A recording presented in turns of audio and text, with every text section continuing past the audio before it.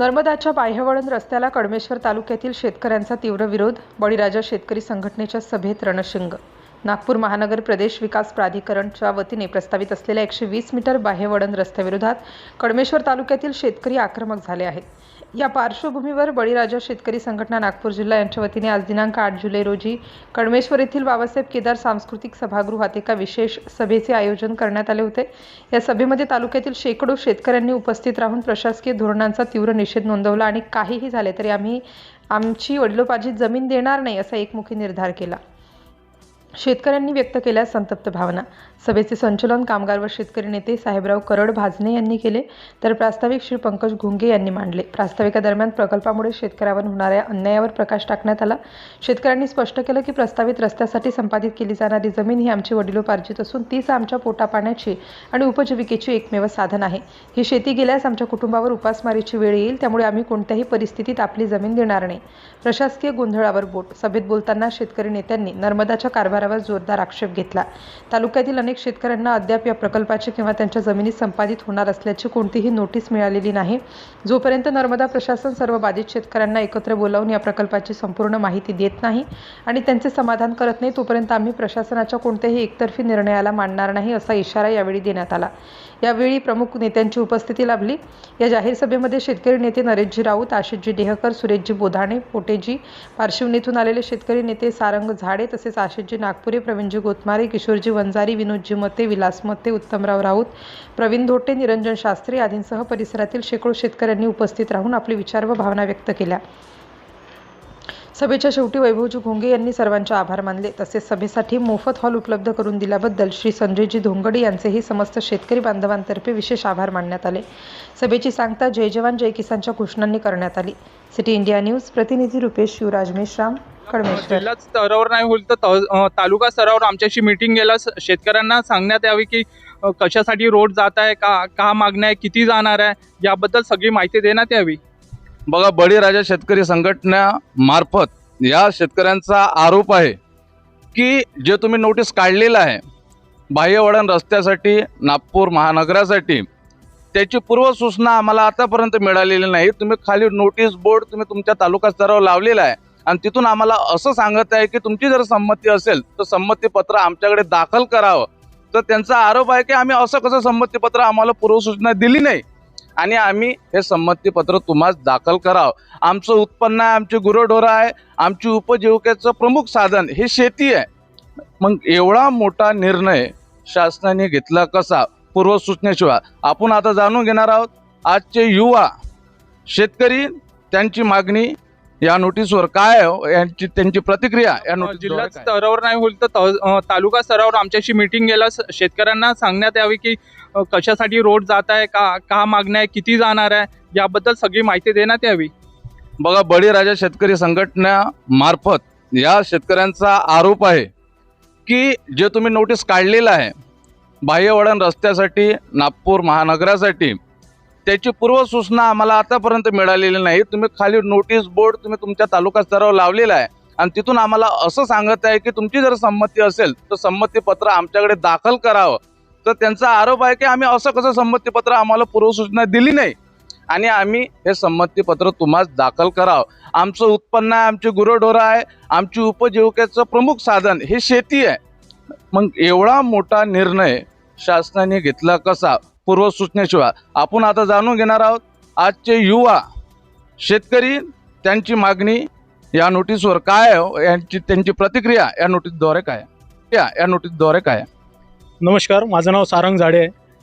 सध्याचा जो outer ring road हा जो मुख्यमंत्री साहेबांचा जो गोल्डन आर्च फार मोठं असं नाव दिलं आहे, हा जो प्रोजेक्ट आहे त्याबद्दल आमच्या कळमेश्वर तालुक्यातील शेतकऱ्यांना कुठल्याही प्रकारची पारदर्शक माहिती अजूनपर्यंत मिळालेली नाही. कुठल्याही प्रकारच्या नोटीस वैयक्तिकरित्या किंवा कुठल्या ऑफिसेसला अजूनपर्यंत आलेला नाही आणि कळमेश्वर तालुक्यातील शेतकऱ्यांचं मूळ पोटापाण्याचं साधन हे आम्ही शेतीवर निर्धारित आहोत आणि सदर आमच्या वडिलोपार्जित जमिनी आम्ही जर ह्याच आमच्यापासून हिरावून घेतल्या जात असेल तर याला आम्ही कधी सहन करणार नाही आहे.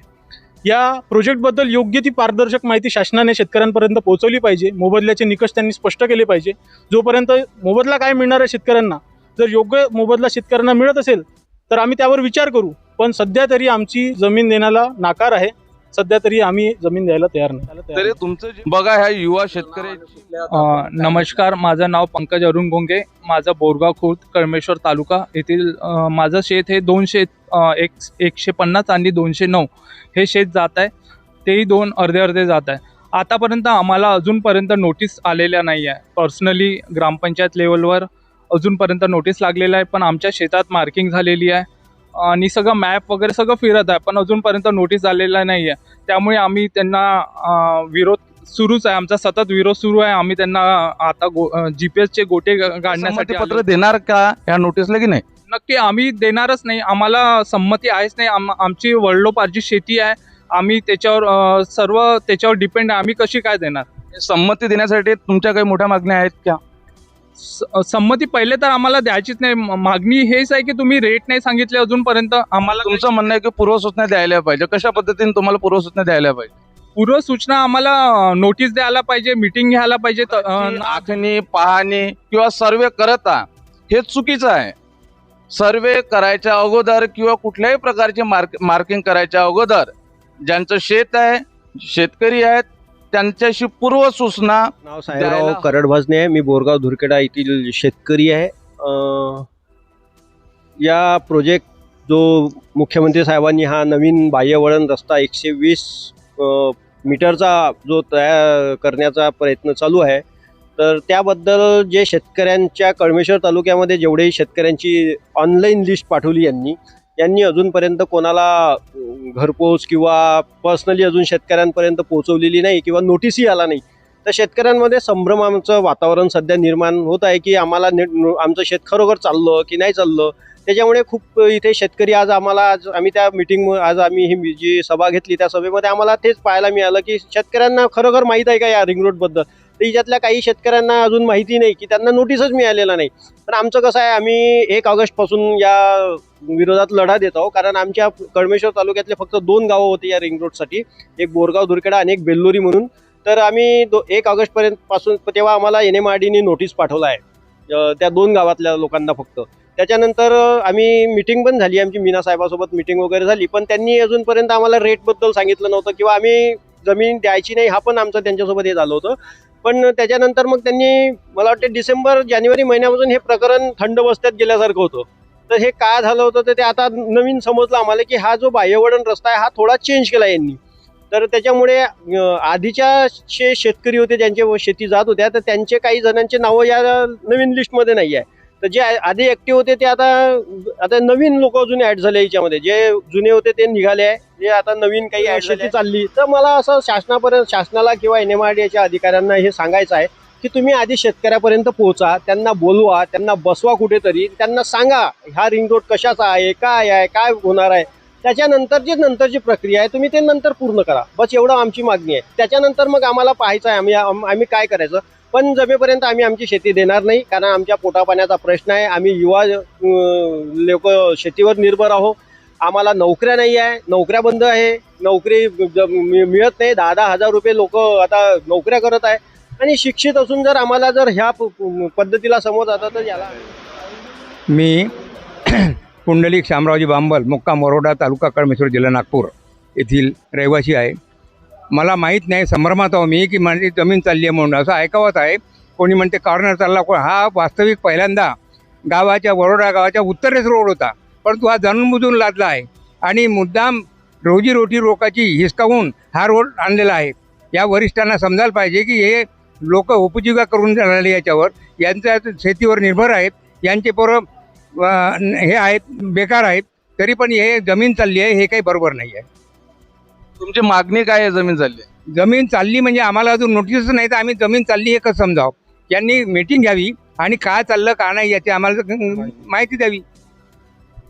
पूर्वसूचना द्यायला पाहिजे. पूर्वसूचना यांनी द्यायला पाहिजे. आहे का या नोटीसला तुमची संमती आहे? नाही, आमची संमती नाही या नोटीस. तुमची संमती का नाही? तुमची मागणी जास्त आहे की काय? आणि जर जाते आहे तर आम्हाला कमीत कमी 2 कोटी रेटनं जमीन द्यावी आमची. हो, बघा ह्या शेतकऱ्यांचं म्हणणं आहे का आजच्या व्हॅल्युएशननुसार म्हणजे आता तिथे जो रेट चालू आहे त्या रेटने जर जमीन शासनाला घ्यायची असेल तर जो रेट चालू आहे खरेदीचा त्या रेटनी आमच्या जमिनी विकत घ्याव्यात, तेव्हाच आम्ही ह्या रोडला संमती किंवा संमतीपत्र दाखल करू असं त्यांचं सरकारला सांगणं आहे. आपण समोरचे जे शेतकरी आहेत त्यांना विचारणार आहोत की त्यांच्या मागण्या. माझं नाव नरेश राऊत आहे. मी वरोड्याचा शेतकरी आहे आणि माझा सरकारला एकच प्रश्न आहे. सर्वात प्रश्न महत्त्वाचा असा आहे की माझी 2018 साली नॅशनल हायवेमध्ये शेती गेली होती. तिथे 13 लाख रुपये हेक्टरच्या हिशोबानं त्यांनी 4 पट रक्कम दिली होती, 1352 लाख रुपये. आणि नंतर केसेस टाकून आम्हाला एका एकराचे 2.5 करोड 3 करोड असे रुपये त्या नॅशनल हायवेवाल्यांनी दिले. आज माझ्या शेतीचा रेट आहे 3 करोड रुपये एकर बाजार मूल्य आजचा. आता हे काय हिशोबाने देणार आहे मला? मी ओरिजिनल शेतकरी आहे. माझ्या त्या शेतीच्या वर्षावर माझी पूर्ण उपजीविका चालते. माझे मुलं नागपूरला शिकते. अगर आता ते पूर्ण शेती जात आहे, माझं 1 गुंठासुद्धा वावर शिल्लक राहत नाही. तर मी आता संभ्रमात आहे. आणि पूर्णचा पूर्ण तिथं चौक आहे मोठा, 30-40 एकरामध्ये त्या नॅशनल हायवेवर त्यांनी पूर्ण हे करून ठेवलं आहे. मला माहीतच नाही, आमच्या कोणत्याच शेतकऱ्याला माहीत नाही. तर हे पूर्ण एवढं संभ्रम आहे की शेती जाते का नाही जात, आणि जाते तर हे राज्य सरकार हे कोणत्या रेटनं पैसे देणार आहे? आम्हाला 2018 साली एवढे पैसे भेटले. आज त्याच्या आता किती पट वाढले बाजार मूल्य. त्यावेळेस आमचा शेतीचा रेट होता 50 लाख रुपये एकर, आज आहे 3 करोड रुपये एकर. हे कोणत्या रेटनं पैसे देणार आहे? म्हणून हे हे सरकार कोणत्या याच्यानं पैसे देते हे आमचा आता संभ्रम आहे. यांनी आम्हाला नोटीस दिला नाही, यांनी आम्हाला कोणत्याच प्रकारचं काही अजून कळवलं नाही, यांनी चर्चासुद्धा केली नाही. आणि ड्रोनचा सर्वे झाला आहे. हे सगळं आम्ही शेतकरी वर्त पाहत होतो. ते काय हेलिकॉप्टर फिरत आहे बा म्हणून आम्हाला याच्याशी काही घेणदेण नाही. जेव्हा आता आमच्या हातात येईल तेव्हा आम्ही त्यांना उत्तर देऊ, किंवा त्यांनी आम्हाला बोलवायला पाहिजे की तुमची हे शेती जाणार आहे, तुमचा ह्या सर्वे नंबर जाणार आहे. एखादा शिकलं पोरगं येते, तो मोबाईल घेऊन सांगते आम्हाला हे तुमचा खसरा आहे आणि तुमची शेती जाणार आहे. हे असं बाहेरच्या बाहेर पक्षानं उडवल्यासारखे पक्ष उडवून राहिले, आणि तशा पद्धतीने आम्ही बोलून राहिलो. बाकी अजून राज्य सरकारचं काही याच्यामध्ये अजून आलंच नाही, नोटीस नाही आला. आता तुमचं मागणी काय किंवा म्हणणं काय? म्हणणं हेच आहे की जसं आता हे सांगावांगी आम्ही ऐकत आहे, तर तुम्ही स्वतः येऊन आम्हाला सांगा की तुमची शेती जात आहे, ह्या तुमचा नोटीस आहे, आणि हे तुम्हाला एवढा याचा मोबदला भेटणार आहे. आणि त्याच्यावर मग आम्ही विचार करू. त्यांनी जर आमचा योग्य मोबदला दिला तर आम्ही विचार करू, नाही तर आम्हाला शेती द्यायची गरज नाही. आमची बाग बगीच्याची जमीन आहे, वडलोपारचीच जमीन आहे, पूर्ण खानदान आमची त्याच्यावर चालू आहे. आणि आता जर पूर्ण शेती गेली तर आम्ही खाऊ का आणि ठेवाव का? इथून 50 किलोमीटरवर शेती घेणं होणार नाही. म्हणजे तुमच्या ह्या प्रोजेक्टला परिपूर्ण विरोध आहे असं तुमचं म्हणणं आहे? पूर्ण 100% विरोध आहे. आमच्या जमिनीसारखी जमीन भेटणार नाही. उपजाऊ जमीन आहे, एकदम फळबागाची जमीन आहे. एवढं उत्पन्न होत नाही. आज 2 ते 3 लाख रुपये पर एकराचं उत्पन्न आहे आमच्या जमिनीचं. बघा, या शेतकऱ्यांचा त्रास व मानसिक व्यथा बघून दिवसांदिवस शेतकरी आत्महत्येच्या दिशेनं वळत चाललेला आहे. याचं कारण म्हणजे हे पर्यावरण म्हणा किंवा ही शासनाची लादलेली नोटीस म्हणा. जेव्हा शेतकऱ्यांचं मागण्या परिपूर्ण होत नाही आहेत, त्यांचं म्हणणं आहे की आजच्या व्हॅल्युएशननुसार आमच्या जमिनीचा रेट 3 कोटी रुपये आहे आणि तुम्ही आम्हाला 1% सुद्धा आजच्या व्हॅल्युएशननुसार तुम्ही मोबदला देत नाही. आमचं परिपूर्ण उपजीविकेचं साधन त्या शेतीवर आहे. शेतीवर असल्या कारणाने आता जे यांचं आपण म्हणणं ऐकलं आहे शेतकऱ्यांचं की एकही कोणता आम्हाला उपजीविकेसाठी उरत नाही आहे, मग आम्ही कशावर निर्भय व्हावं? ह्या 10 लाख रुपयात परिपूर्ण आयुष्य काढावं का? असा मोठा प्रश्न ह्या शेतकऱ्यांच्या मनात व्यथा निर्माण करत आहे व मानसिक त्रासाचं कारण होत आहे. उद्या चालून कुठल्याही शेतकऱ्याने जर आत्महत्येचं पाऊल उचललं तर याचा जबाबदार कोण? हे शासनानं शेतकऱ्यांच्या मागण्या व त्यांचं म्हणणं ऐकून घ्यावं व त्यांना पूर्वसूचना न देता कुठल्याही प्रकारची योजना त्यांच्या माथी लादू नये व कुठल्याही प्रकारचं प्रोजेक्ट त्यांच्या शेतातून आखण्यापूर्वी त्यांना पूर्वसूचना किंवा पूर्व नोटीस देण्यात यावा अशी त्यांची विनंती आहे. मी Rupesh Meshram, city India news. धन्यवाद. हमारे ग्राम पंचायत का परमिशन लेना नंबर द्या म्हणते ठेकेदाराचा. आपल्याला काय करायचं? ठेकेदाराची झालं ना, आपण नेलं ना, काढलं ना त्यांना.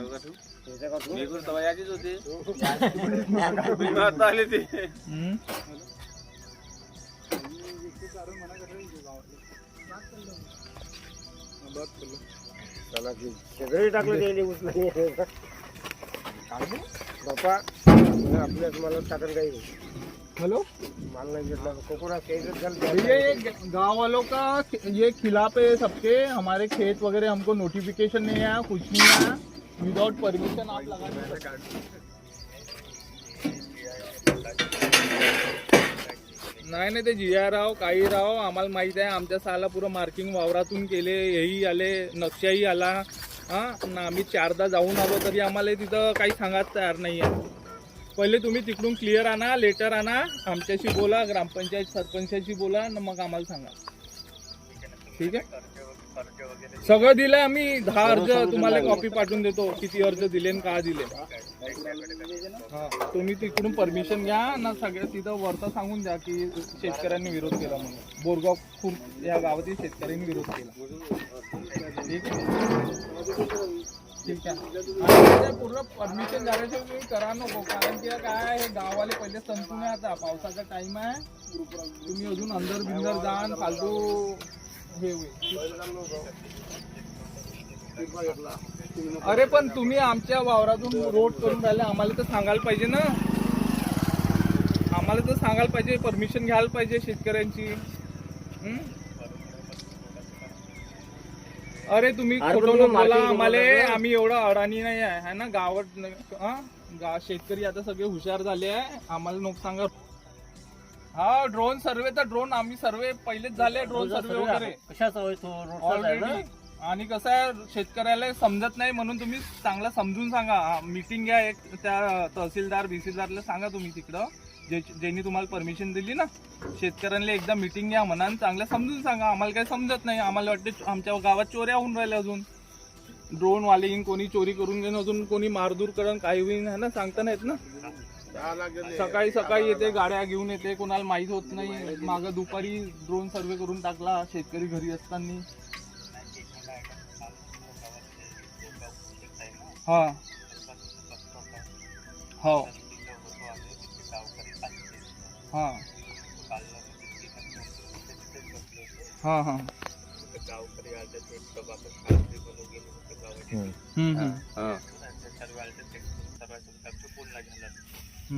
त्यांना माहिती नाही ना, ते बाबाजी लोक, त्यांना समजत नाही। तुम्ही सगळं ग्रामपंचायत मध्ये